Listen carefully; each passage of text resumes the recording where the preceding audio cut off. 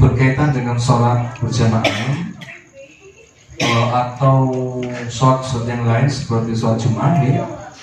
Kemarin sudah dari Masyayikh Al-Azhar itu sudah mengeluarkan fatwa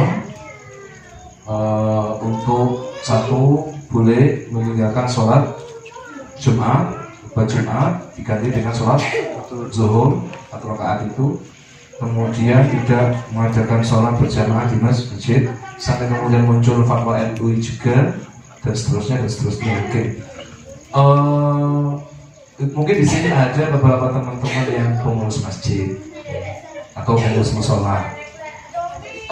Yang perlu kita ikuti dalam hal ini adalah satu, ketetapan yang ditetapkan oleh negara, yang itu kemudian didukung oleh fatwa para ulama.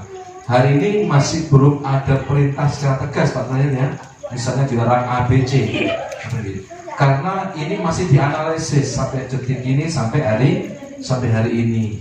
Cuman ada beberapa daerah, beberapa masjid yang sudah mungkin kemarin ya Pak Samad ya di Brawijaya itu sudah tidak 2 kali ya tidak menjalankan sholat Jumat karena memang mungkin karena masalah ini ya. Kalau di daerah kita ini Bapak Ibu itu dalam arti secara lahir ya jelas itu masih belum masuk dalam kategori apa tadi itu kan ini ya, maka jalanilah sholat sebagaimana biasanya, tetapi tetap memperhatikan kode etik, etika dalam kesehatan.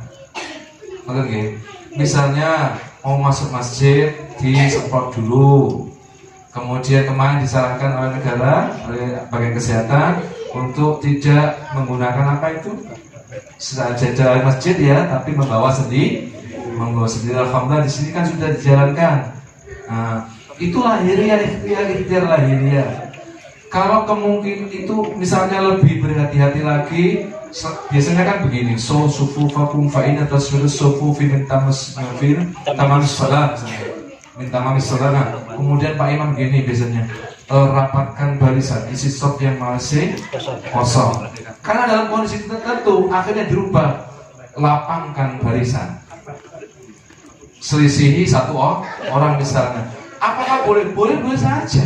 Karena sebagai bentuk kehati-hatian, tentunya ini sesuai dengan ketentuan yang digunakan oleh masjid tertentu. Misalnya besok di Al-Furqon tetapkan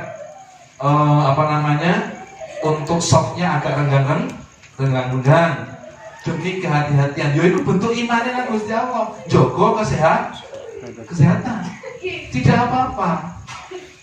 Karena untuk kehati-hatian, sehingga menang itu kan ini ya karena apa-apa sembahyang bengang dielik no amu-amu. Nah ini yang nggak tepat, tapi dalam kondisi tertentu seperti hari ini misalnya menerapkan seperti itu tidak apa-apa demi kesehatan. Jalan ini mau pengen lek sampai ku bengang-bengang dileboni setan. Apa ya? Dileboni setan.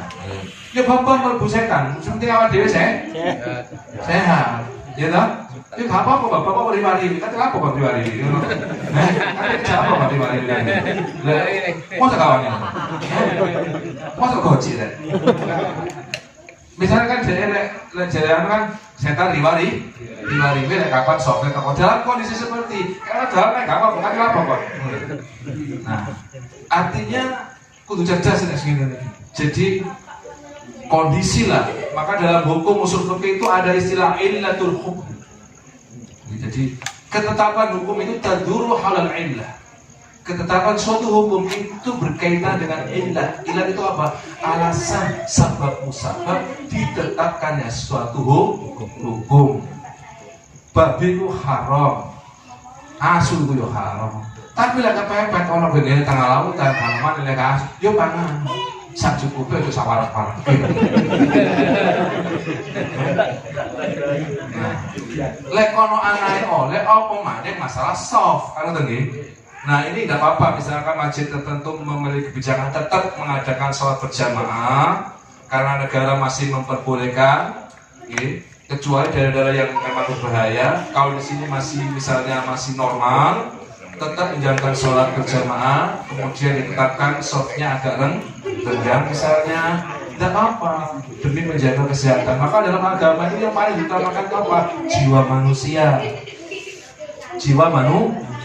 Ini yang perlu diutamakan. Jadi tidak apa-apa, misalnya melakukan membuat kebijakan seperti itu di masjid ini misalnya boleh.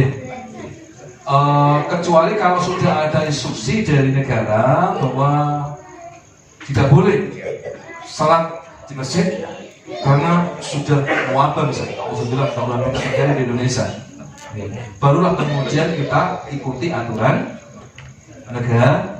Karena negara ini dicekel para ulama, yo dicekel para wong sing saleh, yo sing pinter-pinter. Iku ya awak dhewe kudu ikuti sebagaimana pengajian sebelumnya.